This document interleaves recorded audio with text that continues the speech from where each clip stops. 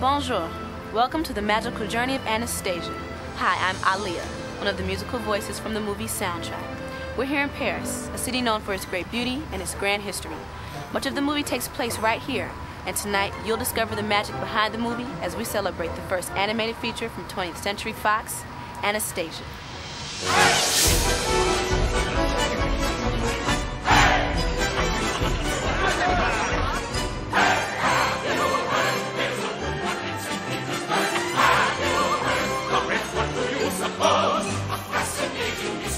The biggest con in history. The Princess Anastasia.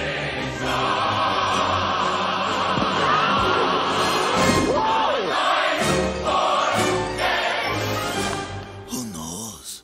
Shh.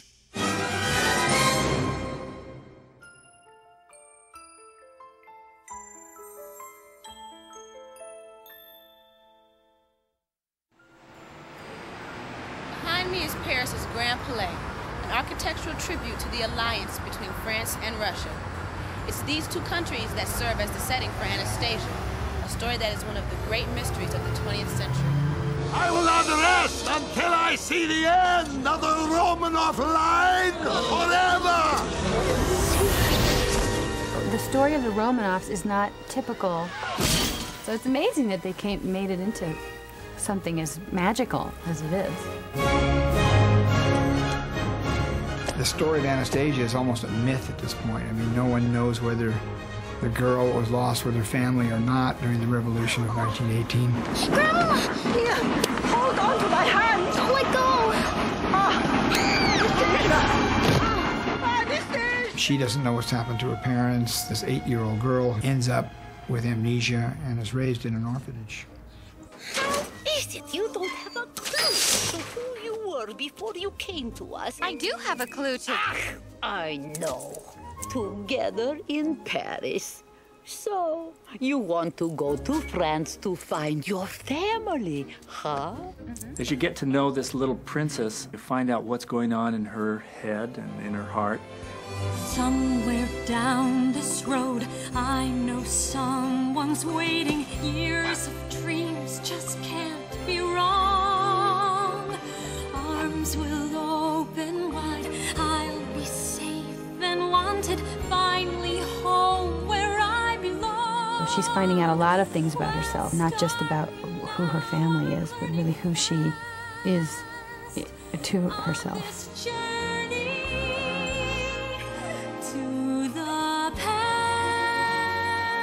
Family has been looking for her, so I'm trying to sort of hustle and get someone to play the part of Anastasia so I can collect the reward money. Next, please. Grandma, it's me, Anastasia. And I end up inadvertently meeting the real Anastasia, but I don't know it. Hey! Hold on! Do you see what I see? You think that I am Anastasia? I've got 3 tickets here. Unfortunately, the third one is for her, Anastasia. Oh. Imagine how it was. Your long-forgotten past. We've lots and lots to teach you, and the time is going fast. All right, I'm ready. If I can learn to do it, you can learn to do it. Something in your nose. There's nothing to it. Follow in my footsteps, shoe by shoe. You can learn to do it too.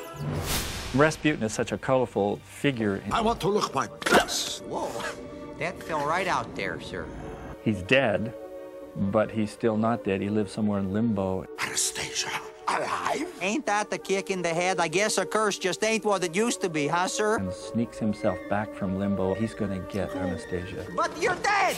You're falling apart, sir. How do you expect to get to Paris in one piece? I thought we'd take the train. They're off on this terrible, revengeful, evil, awful, disastrous adventure. You're on your own, sir. This can only end in tears. I'm not afraid of you! Dimitri! Hold on! Here in Paris, Anastasia makes some amazing discoveries about her past. And along the way, she meets some pretty interesting characters. Let's take a look. What I liked about her in the script was that she was kind of sassy and fiery and an independent spirit, and she took a great risk. My name is Anya. I need travel papers. They say you're the man to see, even though I can't tell you who said that. And what are you circling me? What were you, a vulture in another life? I'm playing Dmitri, who is trying to capitalize on the fact that the Princess Anastasia's been missing. Look, I know it's strange, but I don't remember. I have very few memories of my past. That's perfect. They grumble and they argue and they, you know, play a lot, although there's an unspoken attraction there. They have a kind of romantic comedy banter, a rhythm of talking that I like, and I've never really seen in an animated movie before. Do you really think I'm royalty? You know I do. Then stop bossing me around. I don't think there's a better person we could have cast than Angela Lansbury. I have seen enough Grand Duchess Anastasias to last me a lifetime. You'd better go. The Grand Duchess Marie is a very pivotal character in the story, in that she was the mother of Nicholas, and she moved to Paris. I won't be badgered by you a moment longer. Do you recognize this?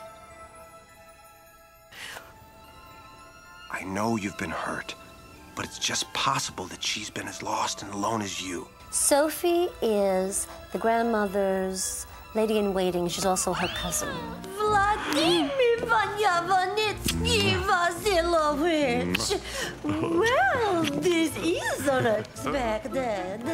Well, Kelsey zoned right in on what his character was about. To me, he's like the heart of the piece. He's really a crossover between a man who has to survive in the new Russia and a man who really is the old Russia, who has the passion and the love. You see, my dear, I was a member of the Imperial Court.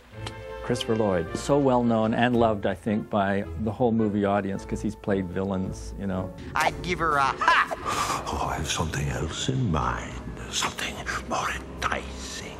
Something really cruel. Rasputin needs to walk the line between being truly a villain, yet carry a large part of the comic elements of the movie. I'm a wreck! Actually, considering how long you've been dead, you look pretty good. Sir, you do. Sir, is this the face of a bat who would lie to you? Bartok's little white bat. He's the evil Rasputin's little sidekick there. Wow. I think he basically cares very much for Rasputin. That's why he's following him along on all these evil little hijinks. Miserable rodent. Oh, sure, blame the bat. What the heck, we're easy targets. Once the voices come to the microphone and we begin to actually hear the words come off the page, it lifts a quantum leap. Probably the most exciting moment of all, and that was the day that Meg Ryan came into the studio and began to read the lines of Anastasia. I see a skinny little nobody with no past and no future. I was surprised to learn that we would do the recording first and they would animate later. I don't know why I thought so much of it would be done to picture. In the middle of the song, there's this great little moment, you know, where you tell Vlad what you've done and you've got... Don Bluth would just say, well, this is what's happening in the movie, and in your mind's eye, you try to kind of picture this train sequence. Well, this is our stop! It was real fun working with Meg and listening to Angela Lansbury work. My heart can't take it anymore. I will see no more. No, it's no good. I'm talking to myself now. Oh, I'm sorry. I'm just giving you something interesting. A little glitch.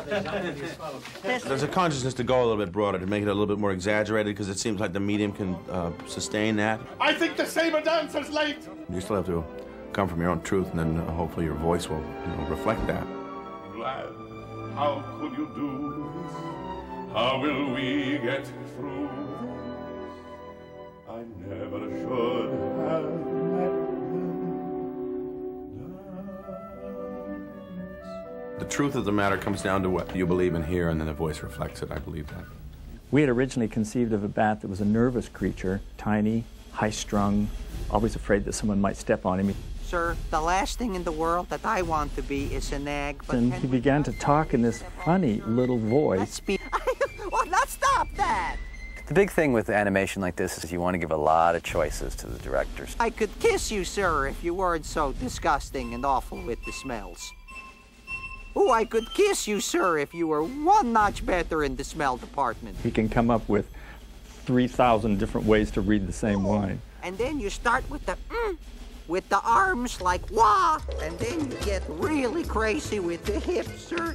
One is surrounded with a wonderful group of people who are so thrilled with what they're doing and love what they're doing so much that you get caught up with it.